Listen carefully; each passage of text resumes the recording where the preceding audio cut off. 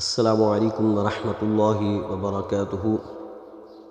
کلمہ طیبہ کی فضیلت سے متعلق ایک حدیث میں ہم سب کے آخری نبی امام الانبیاء حضور علیہ السلام نے ارشاد فرمایا: من شہد ان لا الہ الا اللہ وان محمد رسول اللہ حرم اللہ علیہ النار۔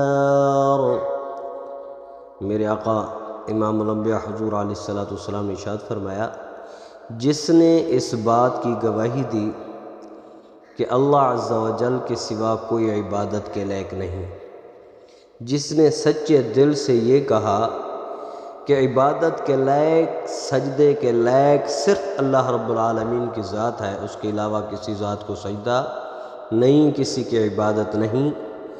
اور آگے پھر اس نے کہا بے شک اس بات میں شک ہی نہیں ہے کہ حضرت محمد صلی اللہ علیہ وآلہ وسلم اللہ تعالیٰ کے رسول ہیں۔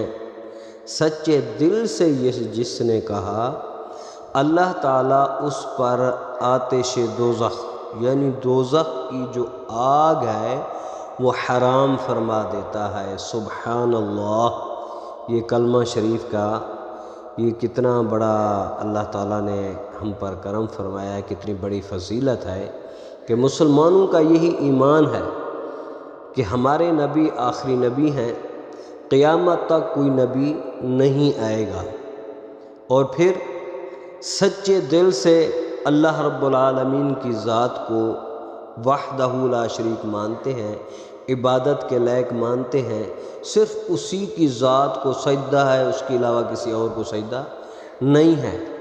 پھر حضور علیہ السلام کو اپنے دل و جان سے بھی زیادہ مانتے ہیں، اور آگے لکھا ہوا بے شک، یعنی اس بات میں کوئی شک ہی نہیں ہے کہ حضرت محمد صلی اللہ علیہ وآلہ وسلم اللہ تعالیٰ کے رسول ہیں۔